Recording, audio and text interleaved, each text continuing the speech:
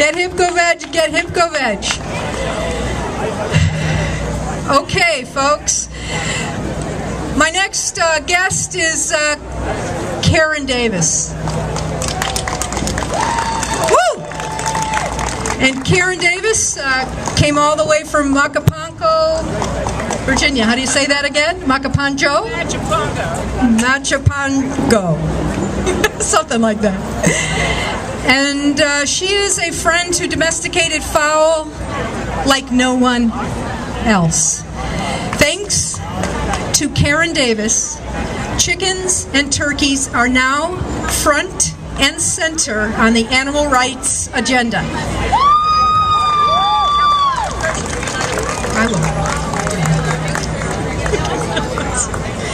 When Karen Davis was first formulating the idea to start an advocacy group for domesticated fowl and birds, advisors told her, "People don't care about chickens."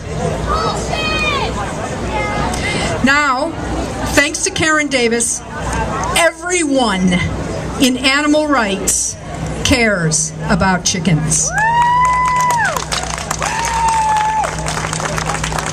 This is a great person you are about to hear.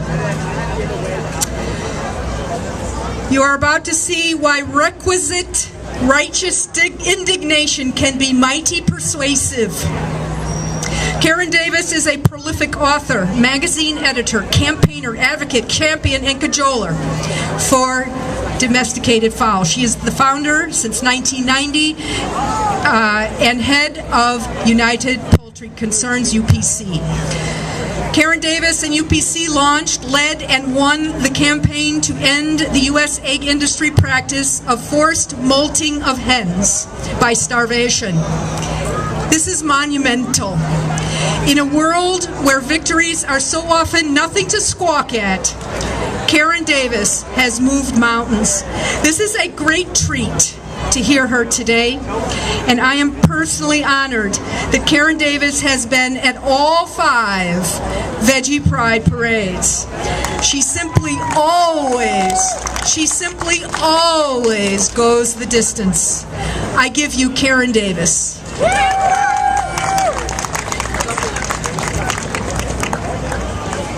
Well, good afternoon, everybody. As Pamela introduced me, I'm Karen Davis, the founder and president of United Poultry Concerns, which is a national nonprofit organization dedicated to promoting the compassionate and respectful treatment of chickens, turkeys, ducks, and other domesticated fowl, and to promoting a vegan diet and lifestyle, whereby we seek to urge people and get them on board with a way of eating and a way of living that shows compassion for all life, human beings and other animals who share this planet with us, including all the wonderful birds.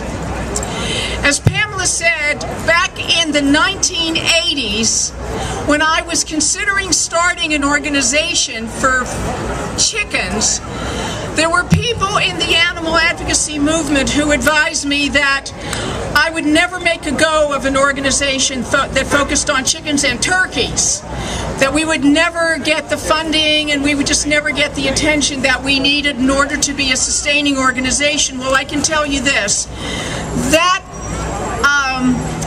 prophecy turned out to be false, because I started United Poultry Concerns in 1990, and this is our 22nd very, very successful year of advocating for these wonderful birds. As some of you here in the audience know, among all of the other things that we do for chickens and turkeys and other birds who have the misfortune of being considered food, which we're trying to stop.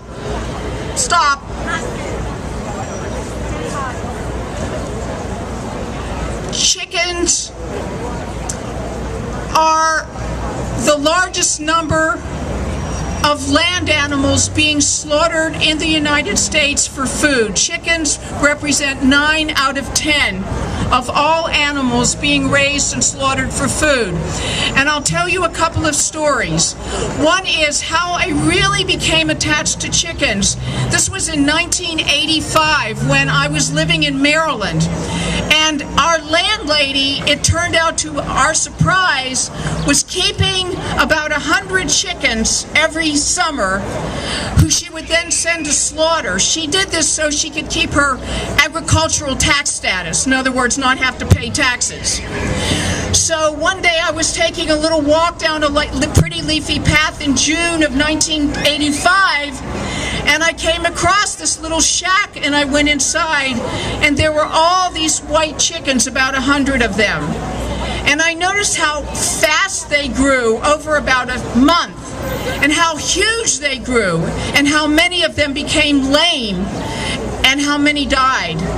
And one day I was walking, because I got into the habit of actually taking a magazine or a book down there and spending time with the chickens, and they would all gather around me. And I felt very honored by their trust in being with me. And I really just enjoyed their company. Well, one day I went to visit them, and there was no chickens, just some feathers floating around. And then I saw some movement sort of in the back of the shed, and I went around the door and I unlocked the little latch, and I went in there, and there was a very crippled hen, a little young female chicken. She was very crippled, she could barely walk, and I gathered her up in my arms and I brought her in the house, and my husband named her Viva because he said she was the one who lived. And her story is right on our website, and it's a story I've told to many people because she was the first real individual chicken I got to know. And here people had been telling me, well, you'll never get people to care about chickens. First of all, I learned when I started United Poultry Concerns that many people care about chickens. Many people already cared. They just thought nobody else cared. So now they knew that there was a voice for chickens, that there was an organization that was going to be the advocate for these wonderful birds. And I can tell you that my experience with this dear little Viva, who was so crippled, she was so sweet and she was so affectionate, and she was just so, I just loved her so much. She really is kind of what I would call the founder of our organization. It took about 5 years for me to begin to learn everything I could about the poultry industry and the egg industry, which I did. I read all of the agribusiness literature, I attended conferences, and I really immersed myself in the subject. And I learned a couple of things. One, these chickens who I discovered in our landlady's little shack are the types of chickens that people are eating all the time and consider to be a health food. Well, I cannot tell you, we now are located on the eastern shore of Virginia, which is one of the biggest chicken producing and turkey producing areas in the entire country. At any given time, on this very small peninsula in Virginia, also including Maryland and Delaware, there are over 500 million baby chickens sitting in these houses, which are completely locked up.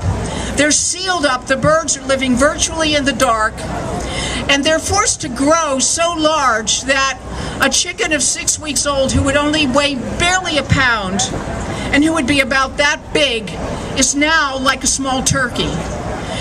And they all go to slaughter lame, crippled, and in pain.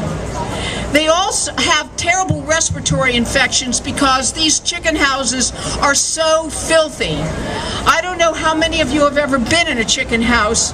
It's not the birds' fault. They're prisoners in these places, and often they don't even clean out these houses for maybe 3 or 4 years, and yet there are thousands and thousands and thousands of young chickens going through each house in the course of 1 year and then 2 years. So try to imagine, as we stand out here enjoying the fresh air and the sunshine and having freedom of movement, try to imagine what it's like for these birds who never experience in their entire life any fresh air, any sunshine, anything clean, any joy in life, any cheerfulness. They never get to know their mothers, and this is one thing about all animal farming. In all animal farming, the parents and the young are separated. They don't get to know each other. If they're pigs or they're chickens, they're mutilated. They're forced to live in filthy conditions.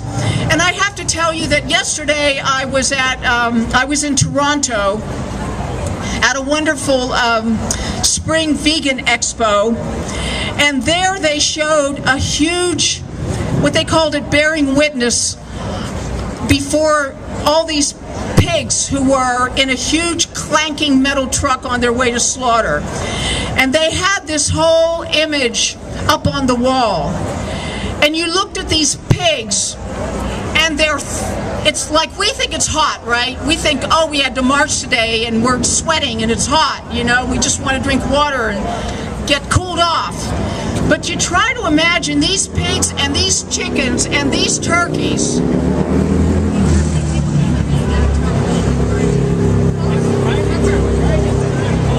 Oh, I was afraid I was like making static. Can everybody hear me?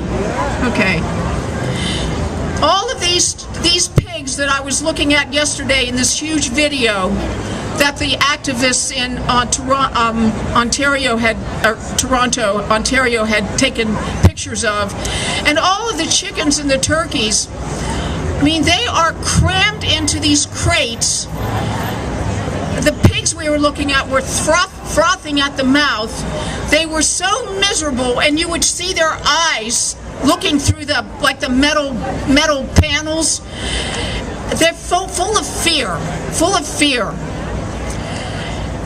It makes you feel so bad. I mean, I don't wake up on a single day without thinking about these animals.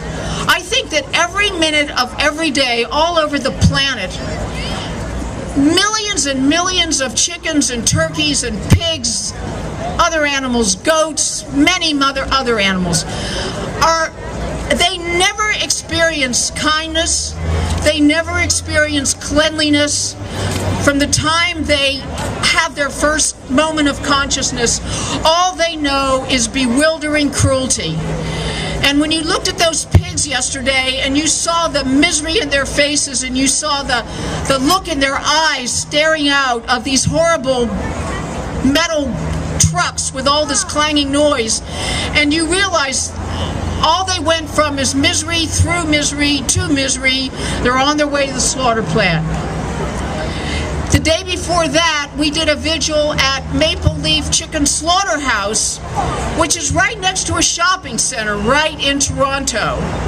And there you're looking at all the crates, and they're just full of thousands and thousands and thousands of chickens who are going to be filled with electric shocks that are going to paralyze their bodies. Every piece of chicken that people eat has had these terrible electric shocks go through their eyeballs and their eardrums, and they've been paralyzed and they're unable to move. And this is before they have their throats cut, if they're non-kosher, standard commercial slaughter birds. So, I mean, when we make our own bodies and our own being out of all of this misery, with no justification at all, because we don't need to eat these birds or any of these animals in order to be healthy, we would actually be healthier without making ourselves out of them. We can get all the protein, all the minerals, all the vitamins, everything we need from plant-based foods. And now for people who want meat-like foods that are totally vegan, there's just so much food for people to eat. So one of the things we really want to realize is we want a world of peace. But we don't just want peace for our own species. We want peace for all living beings. We want to get ourselves right with other creatures. That's what we want. We really mean it when we say we want peace on earth. Yeah! And the thing is this, one of the great things about going vegan is this: you don't have to wait for the government. You don't have to wait for anybody else to do anything. You can start with yourself at this very moment and say, let there be peace. Let it begin with me. Let it begin at my very next meal. That's what we want to do. That's where we show our power and our control. That's when we look at our plate and we say, there's nobody who had to die for my dinner, for my maintenance. I remember years ago a man named Virgil Butler, of whom some of you might have heard. He has since died. He died in 2006, and part of what he died from was just the horrible conditions that he knew working as a slaughterer for Tyson Foods in Arkansas. But one of the things he said that I thought was so powerful, he slaughtered chickens for something like 20 years. And it wasn't until he met a woman who kind of caused him to look at the chickens through her eyes that he began to see the chickens through his own eyes. And finally he said, when somebody asked him, well, are you vegetarian now? This man's name is Virgil Butler. And as I say, he was a chicken slaughterer for about 20 years. He said, I could no longer look at a piece of meat without seeing the sad face that was attached to it when it was still alive. That's right. And I think that's what we want to be thinking about. We want to think about bringing more joy into the world. We want to think about how when we feel miserable, when we feel hot and tired and exhausted, that these animals never experience any relief. If they get sick, they don't get treated. If they get wounded, which they do all the time, they don't get any medication. They don't get anything. And again, let us remember that we're absorbing all of this into our bodies. So I'd like to tell you the happy part of my story is that we take in a lot of rescued chickens and turkeys from time to time, and also ducks into our sanctuary. And it's just so wonderful to take a bird who has known nothing but misery, who's caked with filth on their feet, who's almost like half dead psychologically, and to begin to see them respond to fresh air and sunshine and good food and kindness, compassion. They're not afraid anymore. And I can't tell you how much all of the animals people are eating have experienced so much lifelong fear, because they have a reason to be scared of everything, because the only thing they have known, and the only way they have known human beings, is as sources of fear and sources of pain. So we can turn that around. I mean, we can make a world that's so different. And again, I say, I underscore, let there be peace, and let it start with me, and let it start now. We can change our diet, we can change our life, we can change our relationship to our fellow creatures, and we can really make a world that we can be proud of. We can be beings within ourselves that we can be proud of. We don't have to feel guilty anymore when we sit down to eat a meal. So let's all strive for that. And I really want to thank you so much. I don't know if anybody has any questions, but I really want to thank everybody for being here. As Pamela said, this is the 5th annual Veggie Pride Parade, and it has been my good fortune and my privilege to be here at every one of them. Every one of them, I've been standing up here and have the happiness of addressing people and helping to get the message out and helping to connect people with chickens and turkeys in a way that isn't just violence, but is truly in a way where we recognize them as our fellow creatures whom we want to protect and respect instead of hurt and scare and abuse and kill. So thank you, everybody. Thanks for being here. And thank you, Pam, wherever she is, Pamela, for making this wonderful event. Thank you so much. Stop by our table, please, everybody, and pick up some literature and sign up and join us. Thank you.